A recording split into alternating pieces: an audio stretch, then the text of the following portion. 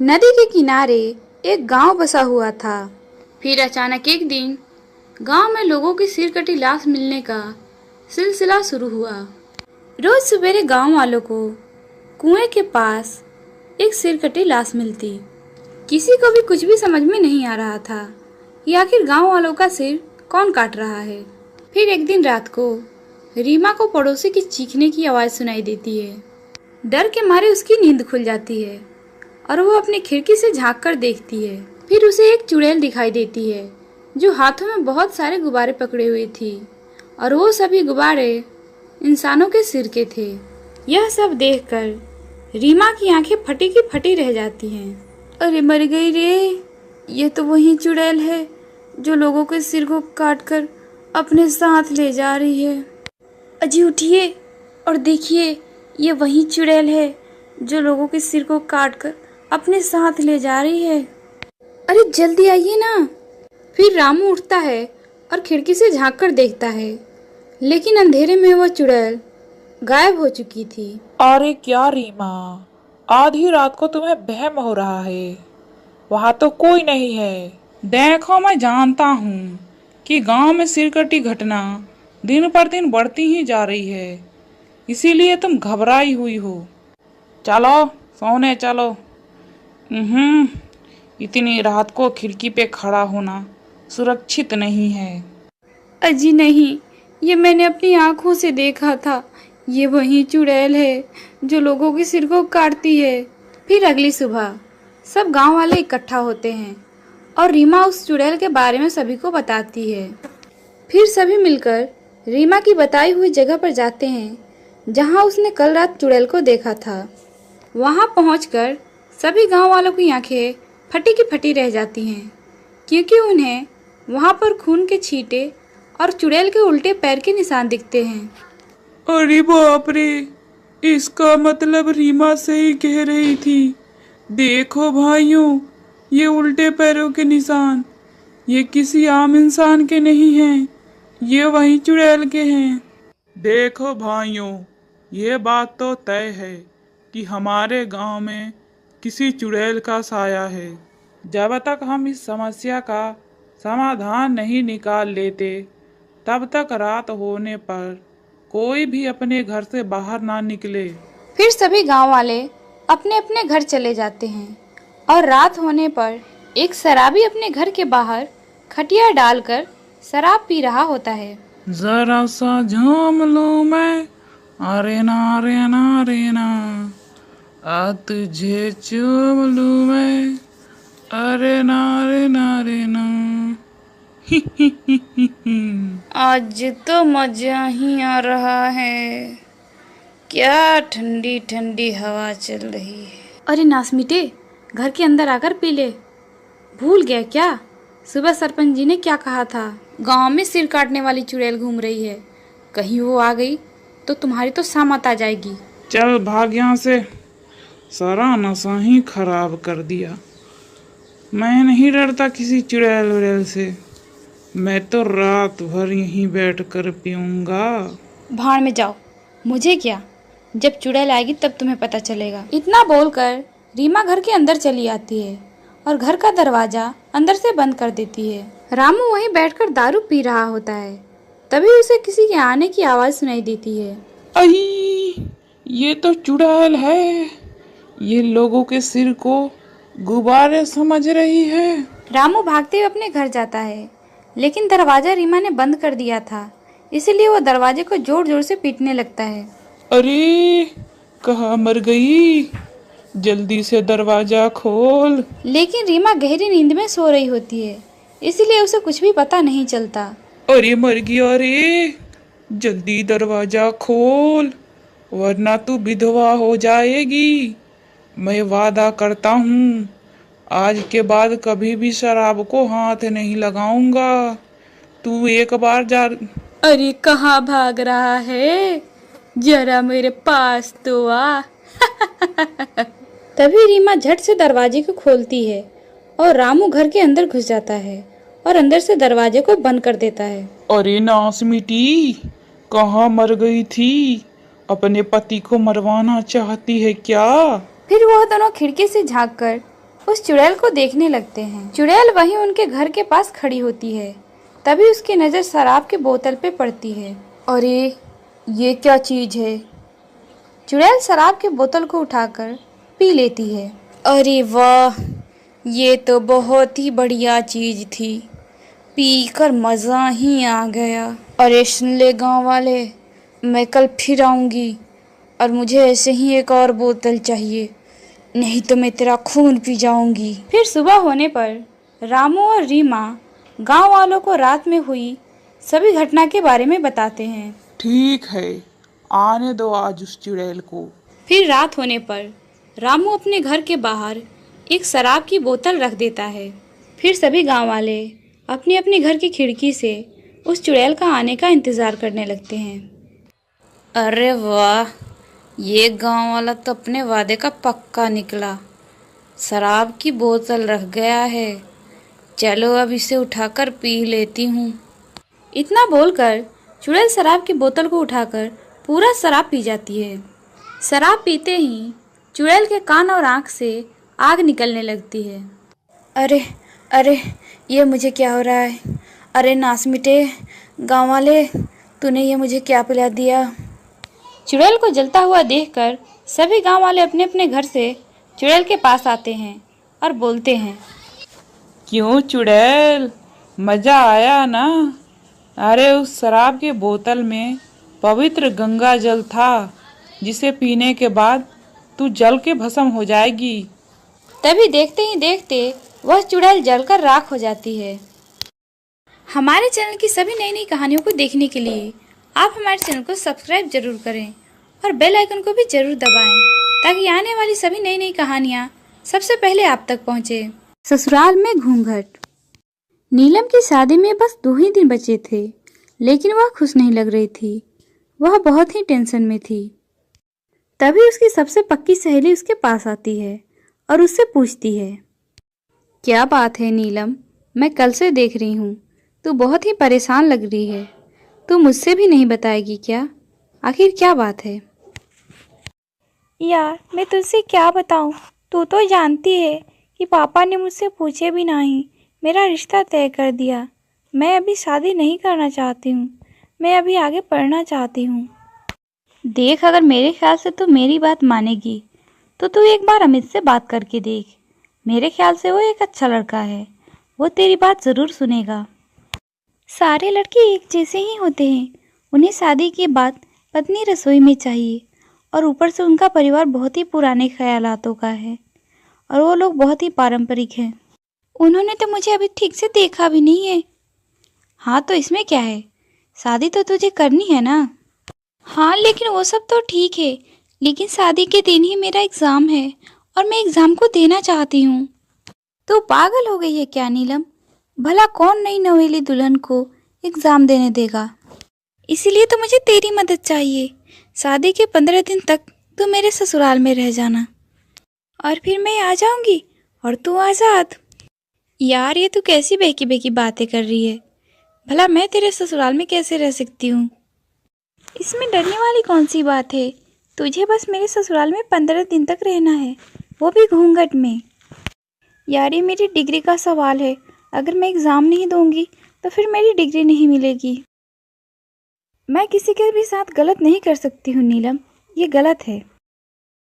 जब तेरे पास किताबों के पैसे नहीं हुआ करते थे तब मैं ही तेरी मदद करती थी, और आज मैंने तुझसे मदद मांगी तो तू इनकार कर रही है। कितनी मतलबी है तू। ऐसा नहीं है नीलम, अगर किसी ने मुझे पहचान लिया तो, अगर अमित ने मुझे पहचान लिया तो? ऐसा कुछ भी नहीं होगा, बस तुझे मेरे ससुराल में 15 दिनों तक घूंघट में रहना है। नीलम पूनम को इमोशनल कर लेती है और पूनम उसकी बातों में आ जाती है।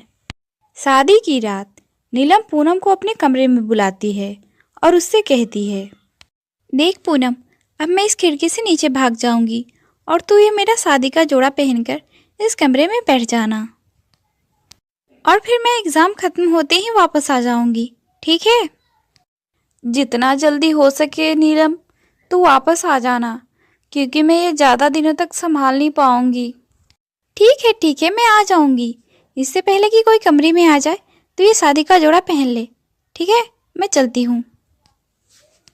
पूनम ने नीलम का लाल जोड़ा पहन लिया और कमरे में बैठ गई। तभी अमित कमरे में आया और पूनम से बोला, अरे आज भी आप अपना चेहरा नहीं दिखाएंगी क्या? हमने तो आज तक आपको नहीं देखा, सिर्फ आपकी खूबसूरती के बारे में आपकी तारीफें सुनी है। वो क्या है ना कि मैंने शादी से पहले एक मन्नत मांगी थी कि मैं शादी के बाद कुछ दिनों तक अपने पति को अपना चेहरा नहीं दिखाऊंगी। आप अब बुरा तो नहीं मानेंगे ना? अरे नहीं नहीं, अगर आपका मन्नत है तो मैं आपको किसी भी बात के लिए फोर्स नहीं करूँगा, बल्कि मैं आपका पूरा साथ दूंगा। थैंक यू, आप बहुत ही अच्छे हैं। पूनम ने तो अमित को किसी तरह मना लिया, लेकिन घर में बाकी सबसे छुपकर रहना उसके लिए अब मुश्किल हो रहा था। अरे बहू, माना कि हम लोग पारंपरिक चीजों को मानने वाले हैं, लेकिन ये घूंघट रखवाना इतने भी पिछड़े हुए नहीं हैं। उतार दे बेटा ये घूंघट, चल जल्दी कर, हमने तो अभी तक तेरा चेहरा भी नहीं देखा है। वो क्या है ना माँ जी कि मैंने शादी से पहले मन्नत मांगी थी कि शादी के कुछ दिनों तक मैं अपने पति को अपना चेहरा नहीं दिखाऊंगी। हाँ हाँ, तो मैं कौन सा तेरा पति हूँ? तो मेरे सामने तो घूंघट हटा ही सकती है ना। माँ जी, बस कुछ ही दिनों की तो बात है, रखने दीजिए ना। अरे बहू, लेकिन इतने बड़े घूंघट के साथ तू खाना कैसे बनाएगी? तू तो सब कुछ गड़बड़ कर देगी। नहीं नहीं माँ जी, ऐसा कुछ भी नहीं होगा, मैं सबके लिए बहुत ही अच्छे से खाना बनाऊंगी।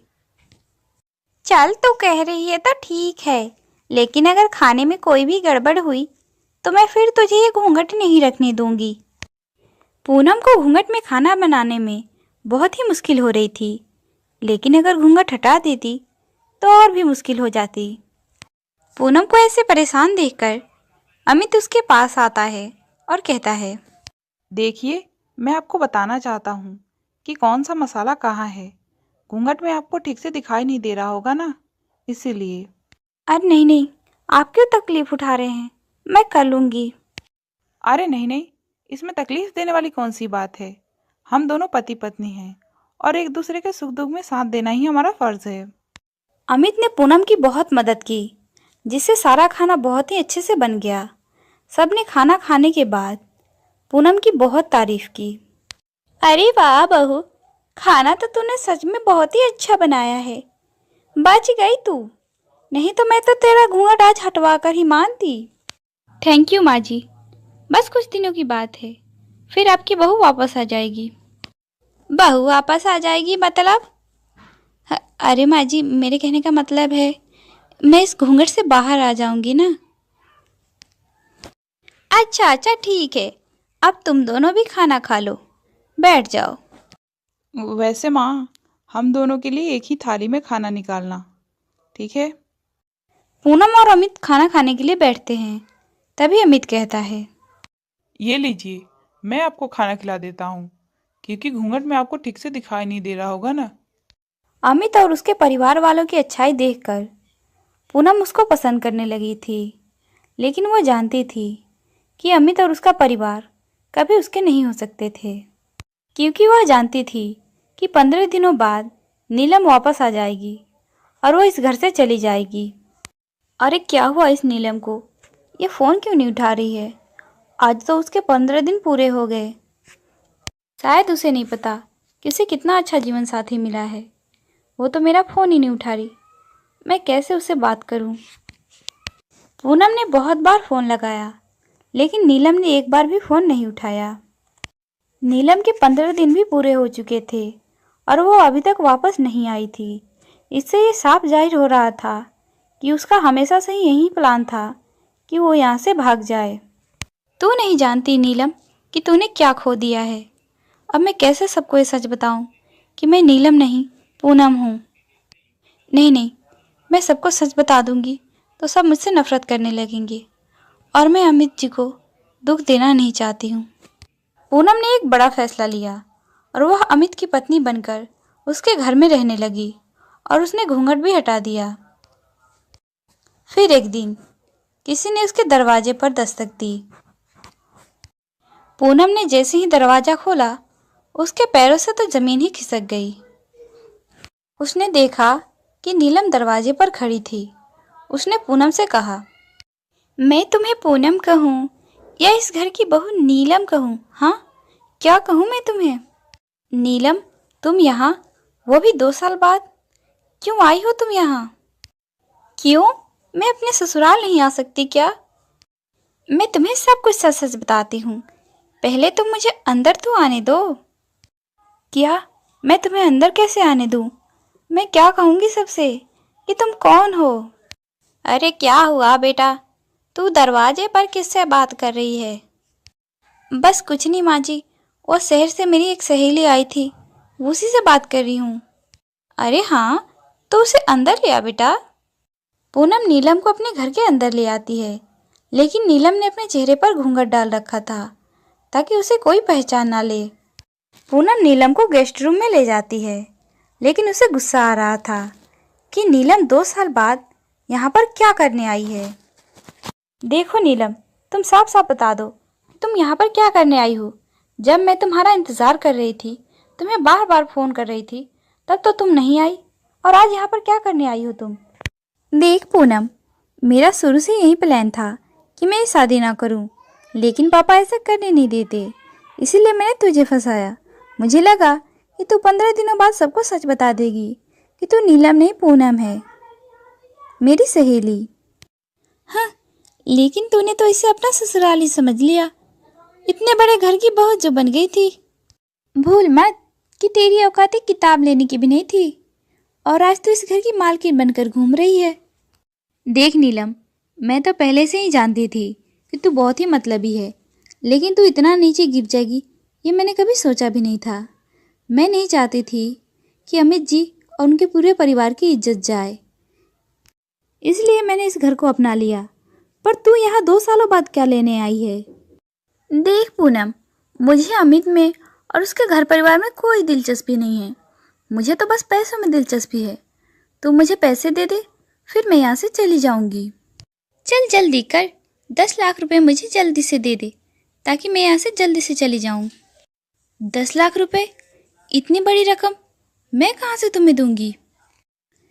वो सब मैं नहीं जानती, बस तुम्हें मुझे 10 लाख रुपए देने ही होंगे, वरना मैं सबको सच बता दूंगी कि असली बहू तुम नहीं बल्कि मैं हूँ। और फिर सोच लो, सच जानने के बाद सब तुम्हारा क्या हाल करेंगे। नीलम पूनम को ब्लैकमेल करने लगी। पूनम कुछ भी समझ नहीं पा रही थी कि आखिर अब वो करे तो क्या करे। जब तक वो कुछ कर पाती तब तक नीलम उसके घर में ही रहने लगी। नीलम पूनम को बार बार डरा रही थी। एक दिन जब पूनम रसोई में काम कर रही थी, तभी नीलम उसके पास आकर बोलती है, अरे वाह, क्या बात है, वैसे पूनम क्या बना रही हो? अरे नीलम, तुम यहाँ, वो भी बिना घूंघट के, अगर किसी ने तुम्हें देख लिया तो सब गड़बड़ हो जाएगी। हाँ तो मैं क्या करूँ? जल्दी से तुम मेरे 10 लाख रुपए दे दो, वरना तो मैं सबको ये बता ही दूंगी कि आखिर मैं कौन हूँ। अरे नीलम, तुम समझने की कोशिश क्यों नहीं कर रही हो? मैं कहाँ से तुम्हें 10 लाख रुपए दूंगी? मेरे पास नहीं है पैसे। हाँ तो उससे क्या हुआ, अलमारी की चाबी तो तेरे पास है ना, उसमें से निकाल ले पैसे। तू ये क्या कह रही है नीलम? तेरा दिमाग तो ठीक है, पागल हो गई है क्या तू? देख पूनम, मुझे तो मेरे पैसे चाहिए, वरना तू आगे देख लेना। फिर अगले दिन, अरे बहू, कहाँ है तू? मैंने कल ही तिजोरी में 10 लाख रुपए रखे थे और आज एक भी रुपए नहीं है। अरे माँ जी, आप ये कैसी बातें कर रही हैं? मैंने कल ही आपको तिजोरी की चाबी दे दी थी, फिर ऐसा कैसे हो सकता है? अरे कीड़े पड़ेंगे उसे जिसने भी ऐसा किया है। बहू, तू एक काम कर, घर में सबकी तलाशी ले। जिसके बाद अमित और पूनम पूरे घर की तलाशी लेते हैं, लेकिन उन्हें कुछ भी नहीं मिलता। फिर वो लोग गेस्ट रूम में जाते हैं जहाँ पर नीलम रह रही थी। अरे ये क्या, आप लोग मेरे कमरे की तलाशी लेने आए हैं? ले लीजिए तलाशी, लेकिन वैसे मेरे कमरे से कुछ भी नहीं मिलेगा। जैसे ही अमित ने तकिए को हटाया, उसके नीचे से 10 लाख रुपए निकले। जिसके बाद पूनम की सास कहती है, अरे बेटा, मैं ना कहती थी, अब तो जल्दी से पुलिस को फ़ोन कर दे, फिर वहीं आकर आगे का काम करेगी। अरे नहीं नहीं, आप लोग पुलिस को मत बुलाइए, मैं सच कह रही हूँ, मैंने पैसे नहीं लिए। अरे सच तो ये है कि आपकी बहू है ही नहीं। अरे चल चल, तू मुझे मत सिखा, मैं सब कुछ सच जानती हूँ। उस रात शादी वाले दिन घूंघट में तू नहीं बल्कि पूनम थी, और अच्छा हुआ कि तुझ जैसी लड़की इस घर में नहीं आई। पूनम की वजह से हम लोग बहुत खुश हैं, और तू जल्दी से इस घर से चली जा, नहीं तो हम अभी पुलिस को फ़ोन करके बुला देंगे। नहीं, आप लोग पुलिस को मत बुलाइए, मैं अभी चली जाती हूँ।